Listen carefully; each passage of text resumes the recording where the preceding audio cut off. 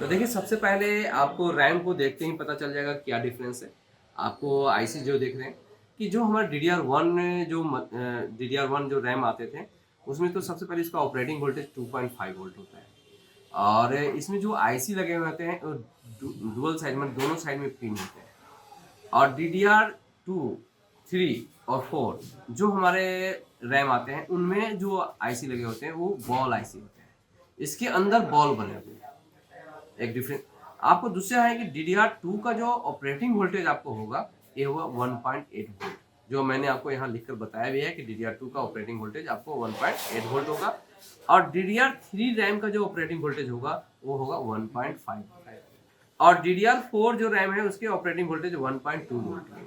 तो इस तरह से लाइट का क्या होता है, कंजप्शन होते चला जाता है, कम होता चला जाता है। और एक टाइम ऐसा भी आ रहा है कि अब और भी लाइट कम लगेगा।